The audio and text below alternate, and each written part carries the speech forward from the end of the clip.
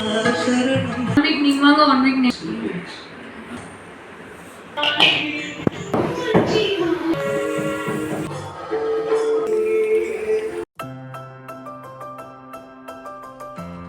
Guys, welcome to made YTC.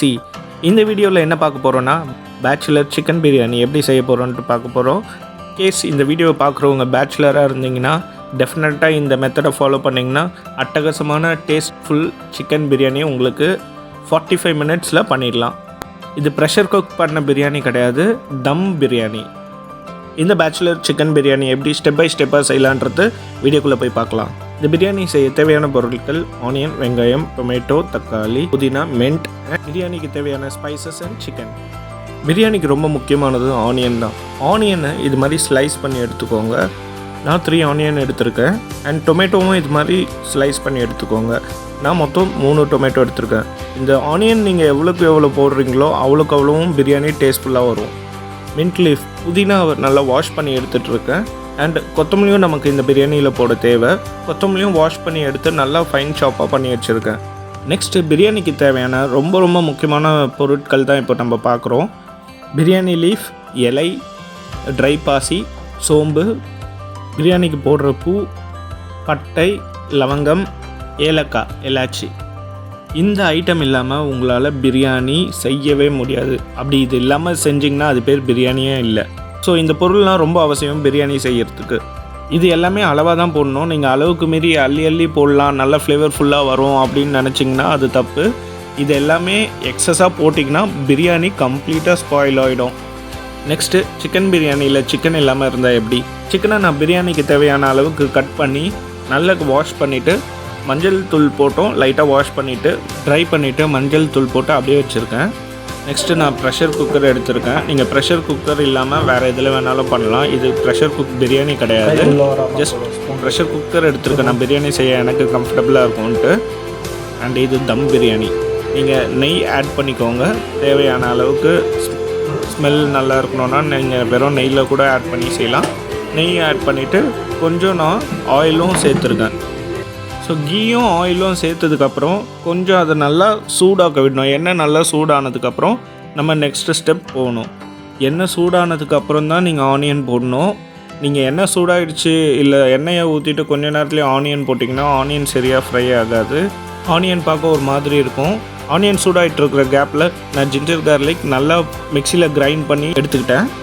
என்ன சூடாச்சா இல்லை அப்படின்றது தெரிஞ்சுக்கிறதுக்கு நீங்கள் கை மேலே வச்சாலே தெரியும். நல்லா அனல் வரும் உங்கள் பாமில், கையில், உள்ளங்கையில் நல்லா அனல் தெரியும். அப்போ தான் எண்ணெய் சூடாகிடுச்சுன்ட்டு அர்த்தம். ஸோ ஒன்ஸ் எண்ணெய் சூடானதுக்கப்புறம் பிரியாணி இலை, பட்டை, கிராம்பு, ஏலக்காய், ட்ரை பாசி, இது எல்லாமே, பிரியாணி பூ, இது எல்லாமே போட்டு எண்ணெயில் ஃப்ரை பண்ணுங்கள். ஒன்ஸ் உங்களுக்கு அந்த ஃப்ளேவர் ஸ்மெல் வர ஆரம்பிச்சதுக்கப்புறம் நீங்கள் ஆனியனை உள்ளே போட்டுடணும். நீங்கள் ஆனியன் போட டிலே பண்ணிட்டீங்கன்னா நீங்கள் ஃபஸ்ட்டு போட்டது எல்லாமே கருகிடும். எனக்கு ஸ்மெல் வர ஆரம்பிச்சிடுச்சு. இப்போ நான் ஆனியனை போட போகிறேன். ஆனியன் போட்டுருங்க. போட்டுட்டு நல்லா ஆனியன் கோல்டன் கலரில் வரணும். அப்போ தான் டேஸ்ட் இன்னும் சூப்பராக இருக்கும். ஸோ நான் ஆனியன் போட்டு நல்லா ஃபுல்லாக வதக்கி எடுக்க போகிறேன். ஆனியன் கூட கொஞ்சம் சால்ட் ஆட் பண்ணிக்கலாம். எதுக்காக சால்ட் ஆட் பண்ணுறோன்னா ஆனியன் சீக்கிரமாக குக் ஆகும், அதுக்காக தான். கொஞ்சம் சால்ட் ஆட் பண்ணிக்கோங்க. நிறைய சால்ட் இப்போவே போட்டுறாதீங்க, கொஞ்சமாக சால்ட் போடலாம். நான் சொல்கிறப்ப செக் பண்ணிவிட்டு அந்த டைமில் சால்ட் போடலாம். நீங்கள் வீடியோ கண்டினியூவாக பாருங்கள். ஆனியன் நல்லா குக் ஆகிட்டு வருது, ப்ரௌன் கலரில் ஆகுது. நான் கொஞ்சம் நல்லா மிக்ஸ் பண்ணி விட்டுட்டேன். அப்படியே விடுங்க, நல்லா கோல்டன் ப்ரௌன் ஆகிற வரைக்கும் விடுங்க, தீச்சிடாதீங்க, கோல்டன் ப்ரௌன் ஆகணும்.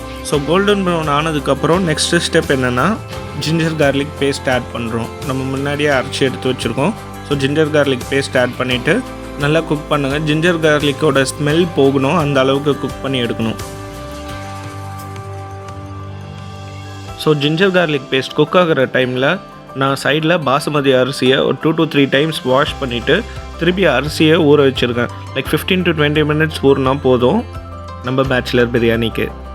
ஸோ ஆனியனும் நல்லா குக்காகி வந்திருக்கு, ஜிஞ்சர் கார்லிக் பேஸ்ட்டும் நல்லா குக்காகிருக்கு, ஸ்மெல் தெரியல. இப்போ நெக்ஸ்ட்டு நம்ம டொமேட்டோ ஆட் பண்ண போகிறோம். டொமேட்டோ குக் ஆகிறதுக்கு கொஞ்சம் டைம் கொடுக்கணும்.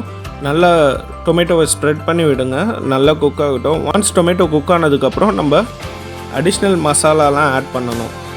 இது மாதிரி ஸ்ப்ரெட் பண்ணி விட்டு நல்லா மிக்ஸ் பண்ணி டொமேட்டோ குக் ஆகணும். தக்காளி நல்லா குக் ஆனால் தான் மசாலா ஆட் பண்ணி ஃப்ளேவர்ஃபுல்லாக எடுத்துகிட்டு வர முடியும். ஸோ விட்டுட்டேன். டொமேட்டோ நல்லா குக் ஆகிருக்கு. இது மாதிரி டொமேட்டோ வந்து நல்லா ஸ்மாஷ் ஆகி வரும் குக் ஆச்சுன்னா. நல்லா குக் ஆகிடுச்சு. நெக்ஸ்ட்டு நம்ம அடிஷ்னல் மசாலாலாம் ஆட் பண்ண போகிறோம். கியூமன் பவுடர் எடுத்துக்கோங்க. கியூமன் பவுடர் தேவையான அளவுக்கு லைக் 1 ஸ்பூன் ஆர் 1½ ஸ்பூன் போட்டுக்கோங்க, கரெக்டாக இருக்கும். நெக்ஸ்ட்டு சில்லி பவுடர் போட போகிறேன். 1 ஸ்பூன் ஆர் 1½ ஸ்பூன் போட்டுக்கலாம். நான் என்ன பண்ண போகிறேன்னா 2 சில்லி பவுடரும் போட போகிறேன். எப்படின்னா மிக்ஸ்டு சில்லி பவுடர் ஒன்று இருக்குது, நார்மல் சில்லி பவுடர் ஒன்று இருக்குது. நான் ரெண்டுமே போடுறேன். 1 ஸ்பூன் இல்லை 1½ ஸ்பூன் போட்டுக்கிறேன். அண்ட் உங்களுக்கு காரமே அதிகமாக வேணும் அப்படின்னு ஃபீல் பண்ணிங்கன்னா உங்களுக்கு ஏற்ற மாதிரி நீங்கள் சில்லி பவுடர் ஆட் பண்ணிக்கலாம். இது கூட 1 ஸ்பூன் கரம் மசாலா ஆட் பண்ணியிருக்கேன். ஒன்ஸ் இந்த மசாலாலாம் ஆட் பண்ணிவிட்டு சால்ட் வேணும்னா கொஞ்சம் போடலாம். இல்லைனா நான் சொல்கிற டைமில் நீங்கள் சால்ட்டு செக் பண்ணி டெஸ்ட் பண்ணிவிட்டு நீங்கள் எக்ஸ்ட்ரா சால்ட் ஆட் பண்ணிக்கோங்க. இந்த டைமில் வந்து அடி பிடிக்கிறதுக்கு நிறையா சான்சஸ் இருக்குது. பிரியாணி அடி பிடிக்காமல் இருக்கணும்னா இந்த டைமில் கொஞ்சம் கொஞ்சமாக தண்ணி ஆட் பண்ணிவிட்டு மிக்ஸ் பண்ணிகிட்டே இருந்தால் அடி பிடிக்காது. நெக்ஸ்ட்டு புதினா ஆட் பண்ணிக்கிட்டேன். புதினா ஆட் பண்ணிக்கிட்டு நல்லா மிக்ஸ் பண்ணி விடுங்க. அண்டு உங்களுக்கு மிக்ஸ் பண்ணினதுக்கப்புறம் ஒரு 2 மினிட்ஸ்லேயே பிரியாணியோட ஃப்ளேவர் ஸ்மெல் வர ஆரம்பிச்சிடும். இப்போ நம்ம பிரியாணிக்கு தேவையான மசாலா எல்லாமே போட்டாச்சு. இப்போ பார்க்கும் போதே தெரியும் masala, onion, tomato, mint leaf எல்லாமே நல்லா குக் ஆகிருக்கு. நெக்ஸ்ட்டு ப்ராசஸ் சிக்கன் போட வேண்டியது தான். ஸோ ஆல்ரெடி நம்ம வாஷ் பண்ணி மஞ்சள் தூள் போட்டு கொஞ்ச நேரம் ஊற வச்சத சிக்கனை உள்ளே போட்டு நல்லா மிக்ஸ் பண்ணி எடுக்கணும். ஒன்ஸ் சிக்கன் உள்ளே போட்டதுக்கப்புறம் டைம் கேல்குலேஷன் ரொம்ப இம்பார்ட்டண்ட். ஏன்னா சிக்கன் 20 மினிட்ஸ் வரைக்கும் குக் பண்ணிங்கன்னா நல்லா ஜூஸியாக இருக்கும். சிக்கன் கட் பண்ணுறதுக்கு சாப்பிடும் போது நல்லா ஸ்மூத்தாக இருக்கும். 20 மினிட்ஸ் மேலேனா 25 மினிட்ஸ் ஓகே. அதை தாண்டி போச்சுன்னா சிக்கன் ரப்பர் மாதிரி ஆகிடும். ஸோ இப்போ நான் டேஸ்ட்டுக்கு லெமன் ஜூஸ் கொஞ்சம் ஆட் பண்ணுறேன். இந்த டைமுக்கு அப்புறம் தான் நம்ம உப்பு காரம்லாம் கரெக்டாக இருக்கான்ட்டு செக் பண்ண வேண்டிய டைம். இதுக்கப்புறம் நம்ம 2 டம்ளர் நிறைய தண்ணி மிக்ஸ் பண்ணிக்கலாம். தண்ணி மிக்ஸ் பண்ணுறது எதுக்குன்னா சிக்கனும் கொஞ்சம் பாயில் ஆகும், அதே சமயம் இந்த சிக்கனில் இருக்கிற சூப்பும் அதில் இறங்கும். தென் அரிசி போடும் போது தண்ணியோட லெவல் அரிசிக்கு மேலே இருக்கணும். அப்போ தான் அந்த அரிசி வந்து தண்ணியை அப்சர்வ் பண்ணி பாயில் ஆகும். தண்ணி ஆட் பண்ணதுக்கப்புறம் நல்லா கொஞ்சம் மிக்ஸ் பண்ணி வச்சுட்டு பபிள்ஸ் வர அளவுக்கு கொதிக்க விடுங்க. கொதிக்க வச்சதுக்கப்புறம் நம்ம ஆல்ரெடி அரிசி கழுவி வச்சுருக்கோம், கொஞ்சம் சோக் பண்ணி வச்சுருக்கோம். சோக் பண்ணதுக்கப்புறம் அரிசியெல்லாம் கொஞ்சம் பெருசாக இருக்கிற மாதிரி தெரியும். ஸோ அதுக்கப்புறம் இந்த சோக் பண்ணி வச்சுருக்கிற அரிசியை எடுத்து நம்ம ஆல்ரெடி பாயிலாக இருக்குது பார்த்திங்களா சிக்கனோட சேர்ந்து இதில் ஆட் பண்ணணும். இந்த பிரியாணி ரைஸ் ஆட் பண்ணுறதுக்கு முன்னாடி அந்த வாட்டர் பாயில் ஆகிட்டுருக்கு இல்லையா, அதை டேஸ்ட் பண்ணி பாருங்கள். உப்பு காரம்லாம் கரெக்டாக இருக்கான்னு பார்க்கணும். அப்படி இன்கேஸ் கரெக்டாக இல்லைன்னா இதுதான் ஆட் பண்ண வேண்டிய டைம். எந்த அளவுக்கு தேவையோ அந்த அளவுக்கு உப்பு காரம்லாம் ஆட் பண்ணிக்கோங்க.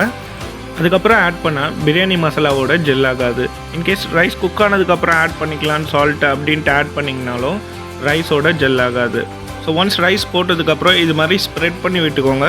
இதை நோட் பண்ணி பார்த்தா தெரியும், ரைஸ் போட்டதுக்கப்புறம் தண்ணி வந்து ஒரு 1 இன்ச் மேலே இருக்கணும், ரைஸோட மேலே இருக்கணும்.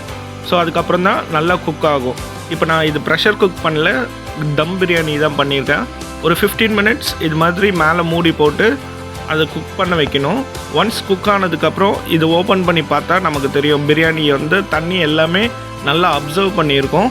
பார்த்தாலே தெரியுது பார்த்தியா, பார்த்தாலே தெரியுதில்ல, தண்ணி நல்லா அப்சர்வ் பண்ணி பிரியாணி ஃபார்மேட்க்கு வந்துடுச்சு. Biryani almost done. Almost 99% biryani done. இப்போ நீங்கள் ஸ்டவ் ஆஃப் பண்ணிவிட்டு நல்லா தம் போடணும். லைக் நான் வந்து வெயிட் வச்சுருக்கேன், தண்ணி வச்சு சப்பாத்தி கல் வச்சு தம் போட்டிருக்கேன். தம் போட்டு ஒரு 10 மினிட்ஸ்க்கு அப்புறமா நீங்கள் ஓப்பன் பண்ணி பாருங்கள், பர்ஃபெக்டாக ரைஸ் குக் ஆகிருக்கும். இதுதான் நம்ம பேச்சுலர் சிக்கன் பிரியாணி. சுட சுட சாப்பிட்டு பாருங்கள், கண்டிப்பாக ரொம்ப சூப்பராக இருக்கும், டிஸப்பாயிண்டட் ஆகாது. இந்த நான் சொன்ன ஸ்டெப்ஸ் கரெக்டாக ஃபாலோ பண்ணி பிரியாணி செஞ்சிங்கன்னா கண்டிப்பாக பிரியாணி அல்டிமேட்டாக இருக்கும். சுட சுட சர்வ் பண்ணி சாப்பிடுங்க, இன்னும் சூப்பராக இருக்கும். சிக்கன் குக் ஆகிற டைம் 20 to 25 மினிட்ஸ். அதை மனசில் வச்சு அதை பேஸ் பண்ணி நீங்கள் ரைஸ்லாம் போட்டிங்கன்னா பிரியாணி சூப்பராக குக் ஆகும். அண்ட் நெக்ஸ்ட் இதே மாதிரி பேச்சுலர் மட்டன் பிரியாணி எப்படி பண்ணுறதுன்ட்டு ஒரு வீடியோ அப்லோட் பண்ணுறேன். அது வரைக்கும் பை ஃப்ரம் மேட் YTC.